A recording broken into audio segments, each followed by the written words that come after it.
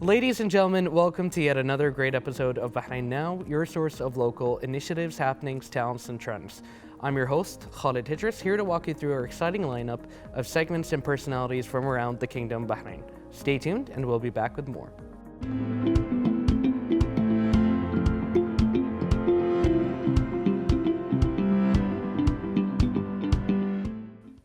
The young Bahraini Hashem Al-Hussaini is one of the lucky people who were able to discover their passion at a very young age. He discovered his love towards the underwater and started to practice swimming at the age of 4. His passion for swimming continued to develop until he became the fastest swimmer in Bahrain in the category of backstroke, which means reverse swimming. For the age group 15 to 17 years, he also became the second swimmer in the Gulf region. We are pleased to be joined here today by Bahraini swimmer Hashem Al-Hussaini to tell us more about his remarkable passion, which he turned into a story of success. Welcome, how are you doing today? Alhamdulillah. You know, it's really great to see that you have such a passion for swimming, especially since, you know, we live on an island and everything. And I'd also like to congratulate you on these amazing accomplishments. Could you tell us, now we've touched a little bit on how that passion started, but in your own words, how did you get into swimming? First of all, I would like to thank the association managers and the board members who helped me accomplish and reach my level. And of course, my coach. He is one of the best coaches in the world for what I think. And he's also, you have to build a bond with your coach to get to a certain level of what you think or what you want to achieve in the future. Also, there is a huge role of my family's support and friends at school because in schools in Bahrain we don't have sports schools. So sometimes it's hard to balance your studies and balance your sports life in athletics or anything just to reach a level that you want. Well, thank you so much for that. It's really great to see as well that you had such a supportive system, everyone from your coaches to your family, in order to support your career in swimming. Now, we've touched a little bit on how you got into swimming, but could you tell us in your own words, when did your interest for swimming start? You want the truth? I had no interest in swimming. First, when I was young, I loved horses, I loved animals. I wanted to be a rider. I wanted to reach a different type of sport, like to be in a different type of area where I am now. But my parents thought it would be better to know how to swim in case for life lessons or for future needs. You don't know, maybe you'll drown, you don't know what might happen. So I went to Khalifa Sports City, where they had a program for teaching children how to swim and like this to develop and make life better. We have a program right now also. It's a 10K swimmer, I think you've heard of it. We're trying to achieve 10,000 swimmers, for children to swim, to know how to swim in the future. Alhamdulillah, I think we reached it. I'm not quite sure. But for what I have become, they helped me. They saw me that I have passion. They saw that I can, in the future, maybe have some accomplishments. So it's like they gambled on me until I reached here today, and I stayed in swimming. Thank you. That was a very refreshingly honest answer. I mean, we're so used to usually, people are like, oh, I've always been into this. This was always my passion. But, it's interesting that you actually mentioned that you were more, you wanted to get into horse riding originally. I mean, can you confidently say that now you enjoy swimming? 100%. Okay, well, we're off to a good start then. Yeah.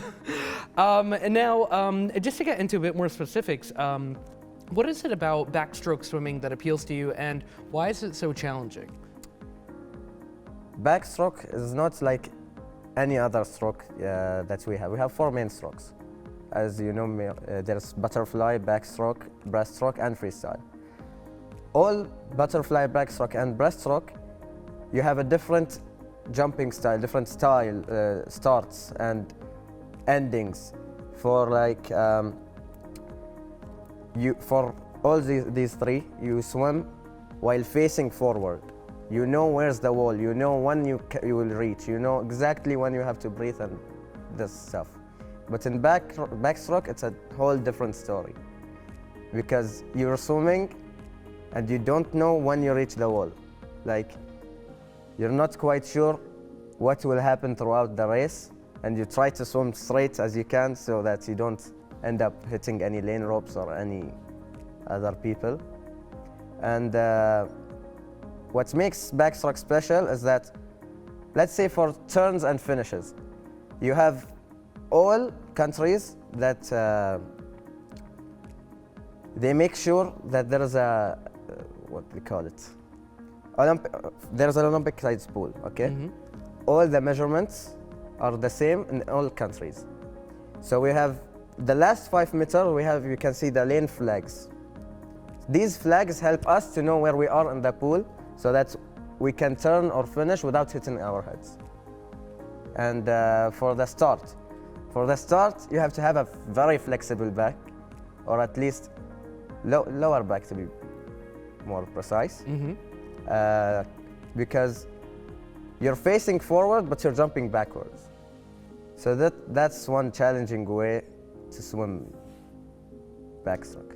I can imagine. I mean, I'm nowhere near as good of a swimmer as you are. I mean, I pretty much doggy paddle everywhere if I ever need to swim. So, kudos on you to being able to do this pretty much professionally without hitting your head.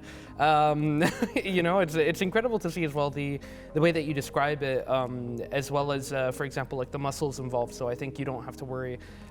Inshallah, you're not going to have to worry about bad posture or back pain too early. Now, you've achieved, like I said, quite a lot. And at quite a young age. How do you feel after achieving, like specifically after you've made a specific achievement? How does that make you feel? Well, it's a whole different story right here. It's amazing. You cannot explain it. It's unforgettable.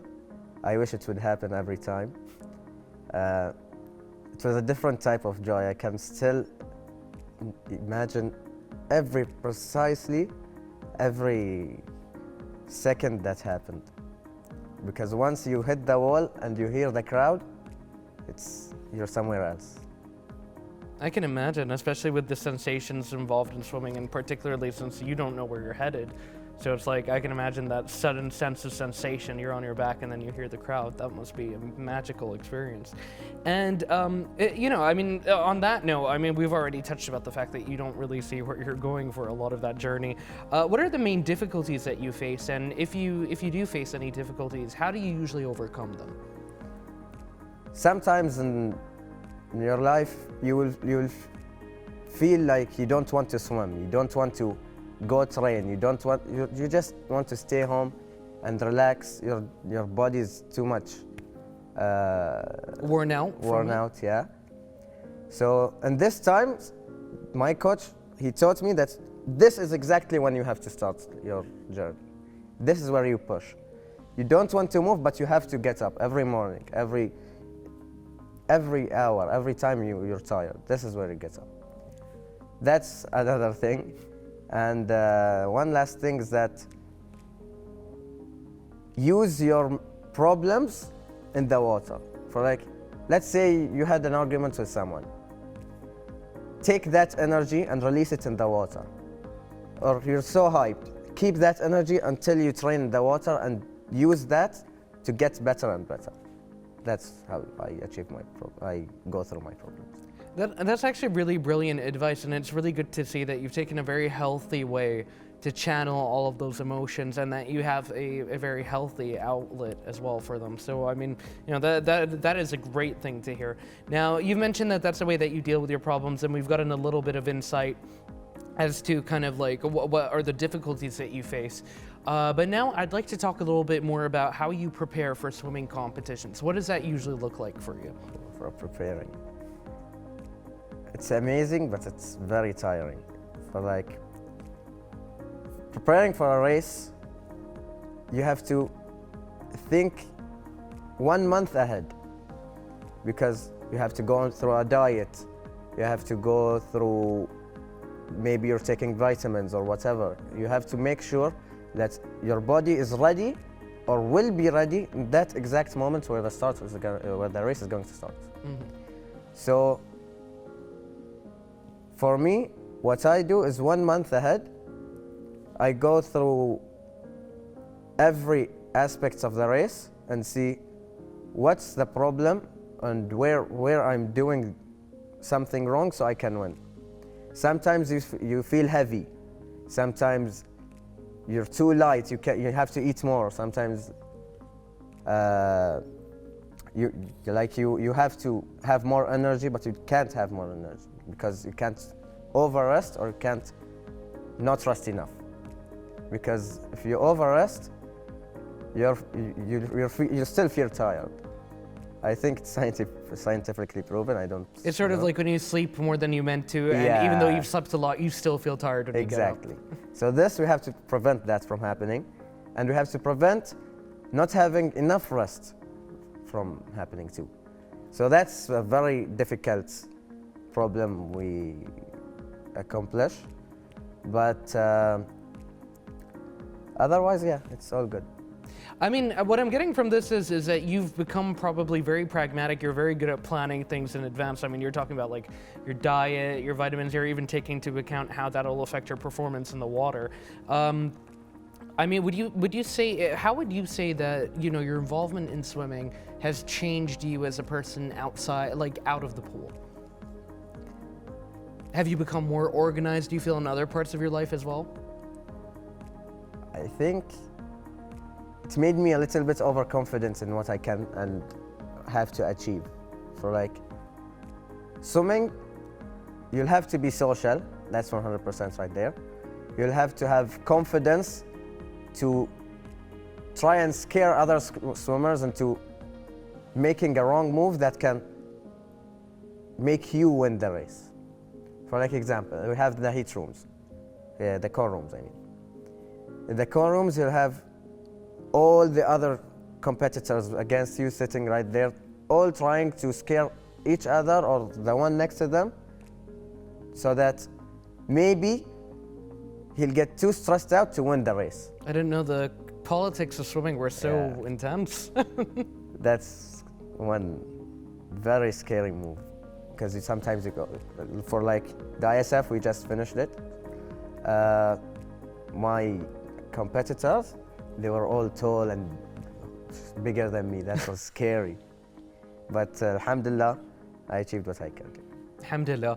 And I mean, from the way that you talk about it, I mean, does that necessarily matter? I think when we think about sports, we do have that mental image of, the bigger or more muscular person being the most competent.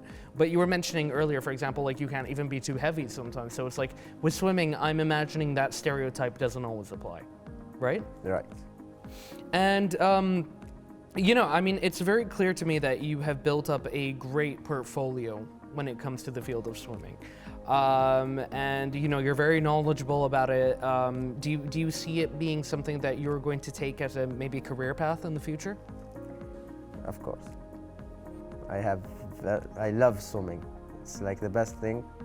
It's been like, I think, 5 years or more that I constantly, no breaks, all time swimming, every day, except Friday, of course.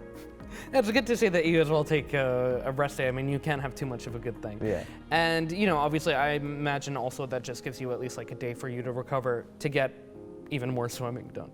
And now, look, I mean, it's clear to me that, again, I will reiterate that you are clearly very dedicated. You're clearly very talented. This is something that, it clearly has had an effect on you beyond the pool and for, good measure. I'm sure whether you know it or not, people are going to look at your story. They're going to look at how you take swimming, and they will be inspired by it. Or if it's not by swimming, they might be inspired by your dedication and look into another sport to invest in.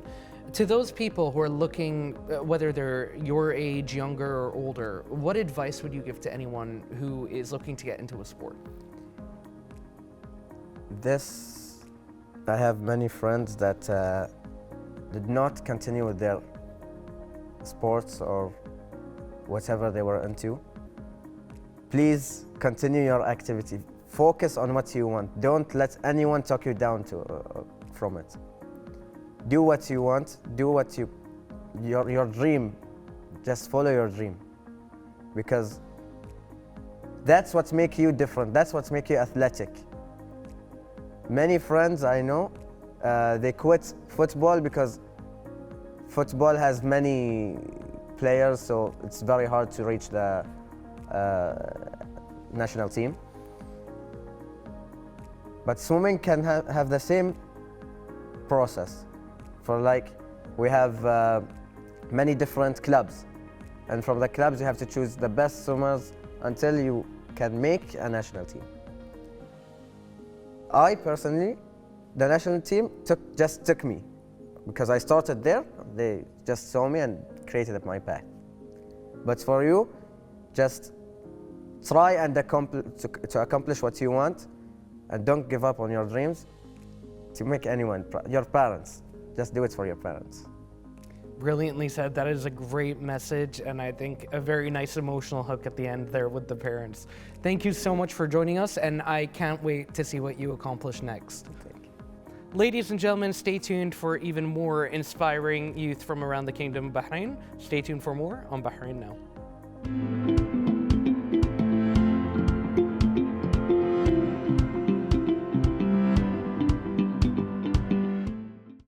And now, ladies and gentlemen, for a look at something beyond the studio in the following report.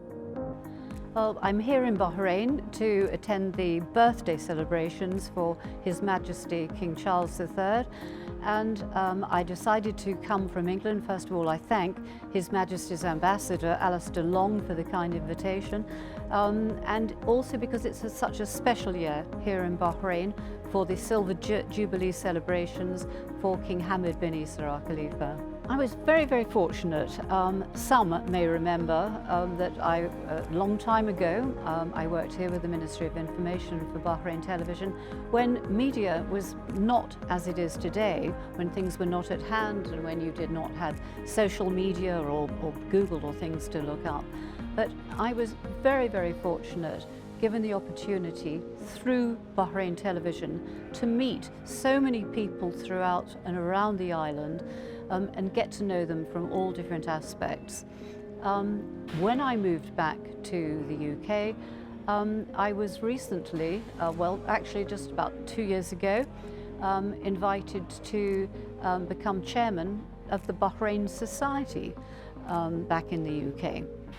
The Bahrain Society is a friendship society that encourages the relationships between Bahrain and the UK and fosters these friendships. Bahrain means a huge amount to me. First of all, that's why I accepted the invitation to become chairman of the Bahrain Society. The society has been going for over 60 years. Well, actually, it's our 60th anniversary next year. And nurturing these friendships that we have between the UK and Bahrain. We call ourselves a friendship society. It's because it's a bridge that we in the Bahrain Society want to shine a beacon of light on to strengthen all these friendships. And starting at the top, we're extremely proud that our patron is His Majesty the King, King Hamad bin Isa Al Khalifa. The President of the Bahrain Society is His Excellency the Ambassador to Bahrain, the Ambassador in the UK, Sheikh Fawaz bin Mohammed Al Khalifa. And we have two Vice Presidents, Bahraini, Khalid Al Zayani, and also in the UK, we have a former British ambassador to Bahrain, Sir John Shepherd. And we have a committee of people who have actually either been associated with Bahrain, some have been born here and or worked here. And what we are doing is to encourage everybody to come and join the society and to engage in our activities to strengthen that relationship even further.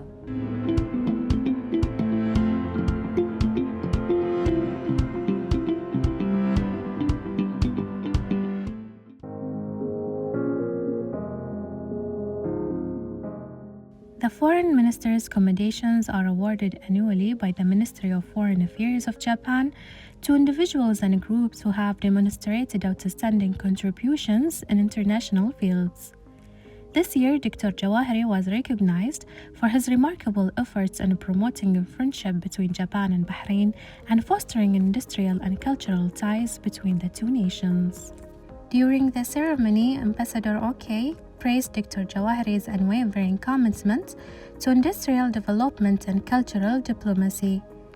Jawahery's notable achievements include his instrumental role in the establishment of Bahrain and Japan Friendship Garden, a significant cultural landmark located in Al Areen Wildlife Park. The garden commemorates His Majesty King Hamad's 2012 visit to Japan and was officially inaugurated in 2015 in the presence of Her Royal Highness Princess Sabika bint Ibrahim Al Khalifa. The garden symbolizes the deep-rooted friendship between the two nations, showcasing Japanese traditions and fostering bilateral ties. Her Excellency Ms. Asako Okai, Ambassador of Japan to Bahrain, presented the prestigious Foreign Minister's Commendation to Dr. Abdulrahman Jawahery, Chief Executive Officer of Babco Refining and former President of Gulf Petrochemical Industries Company, at a grand ceremony held in Rotana Onyx Hotel.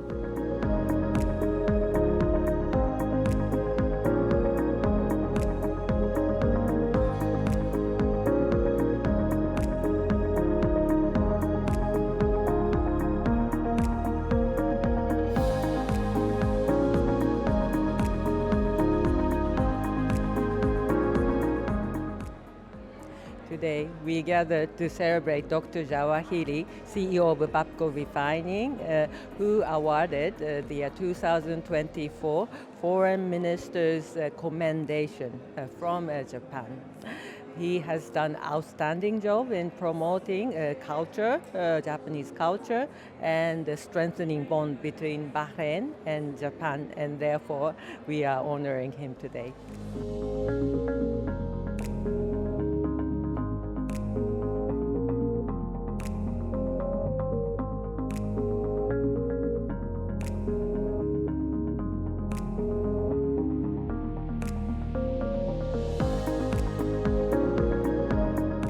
I'm honored to receive the recognition from the Japanese Foreign Ministry as a personality that has worked to build the relationship between Bahrain and Japan. However, I regard this recognition as a recognition from the government of Japan for the Kingdom of Bahrain. Bahrain has been a country that tolerates and works and built an environment of sustainable economy and worked extremely hard to build friendship with all the countries around the world.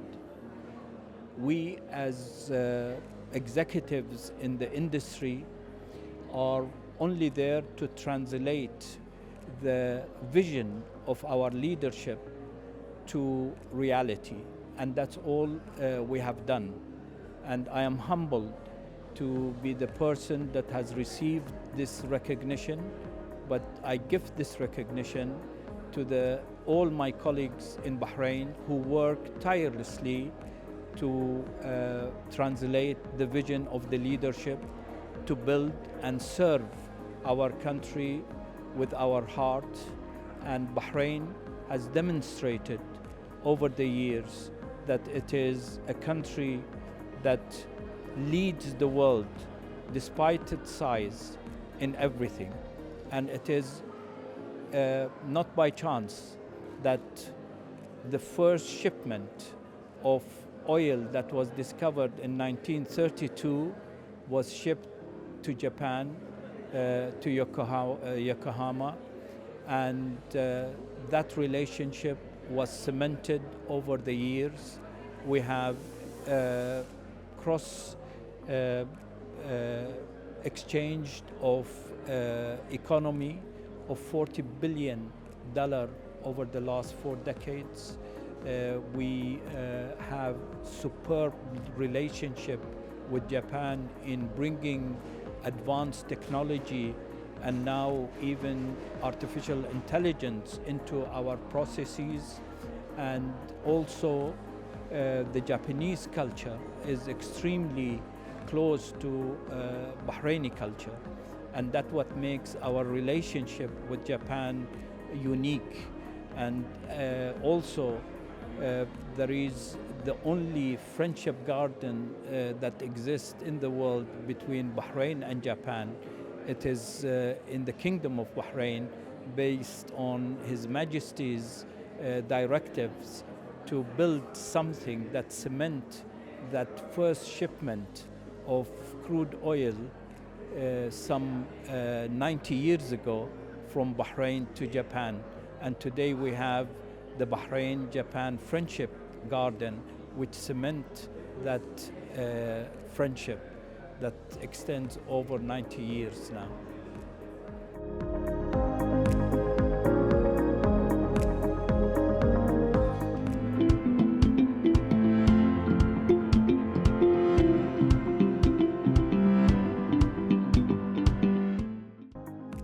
On the occasion of the 9th week of the Italian cuisine in the world, the Embassy of Italy in the Kingdom of Bahrain hosted a Taste of Italy in Shatura Modamol Manama in the presence of the Italian ambassador to Bahrain, the founder of Shatura, and a number of guests who came to enjoy the rich Italian flavors.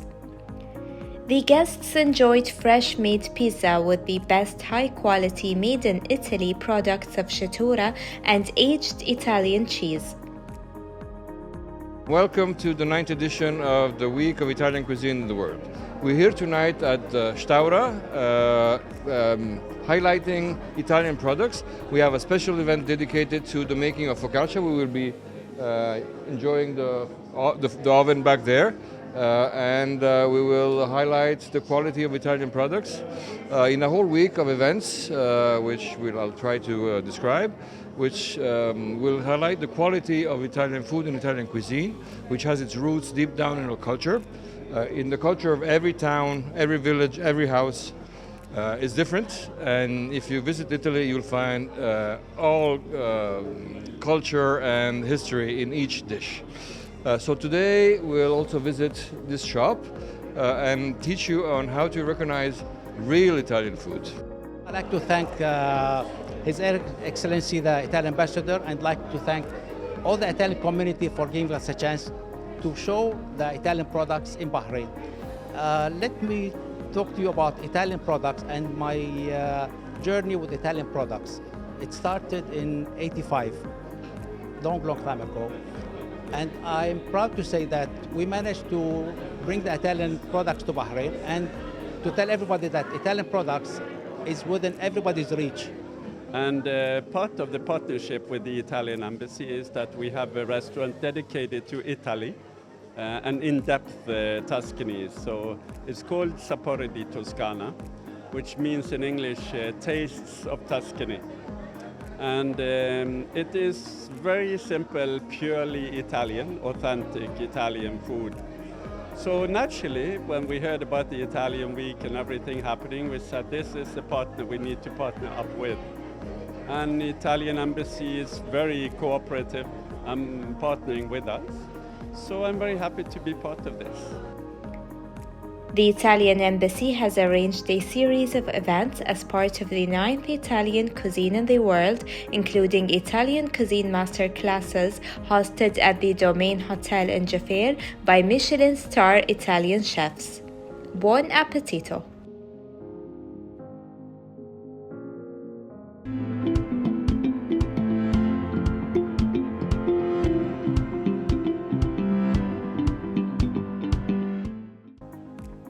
The Embassy of the Republic of Korea and the Kingdom of Bahrain hosted the 12th edition of the Korean Film Festival titled Korean Movie Nights. The festival showcased the concrete utopia about an earthquake that hits a city in the capital, followed by Little Forest, Book of Fish, and Runoff. The festival witnessed a great success as Korean movies enthusiasts attended and enjoyed the movies. This year marks the 12th year of the Korean Movie Night. and more people are getting interested in this festival. And the reason is that we share a lot of things together. Bahrain and Korea have the tradition or cultural tradition of respecting all elderly people or family-oriented community, and the other things too. And that kind of things attract the people to the Korean movie. And this year we chose 4 movies, and first one is Concrete Utopia. Concrete Utopia is a little bit scary. It's just one day this Seoul collapses due to the earthquake, and just one apartment building survives,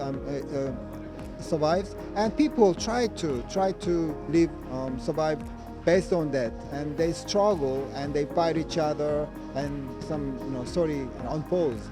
And the second one is I think Little Forest. It's a serene countryside lives, and young people live together, and you will have to watch that. And the third one is it's a book of fish, and on a landman or nobleman comes to a fishing village in exile, and he knows a lot about philosophy or knowledges, but in that village his knowledge is quite not very useful, and he tries to live together with the people there. And the last one is Runoff, and it's about the sports, and Korea organizes a ice hockey team for Olympic Games. They try to, well, it's not about the winning that, but it's about how to make the teamwork and make live together, right?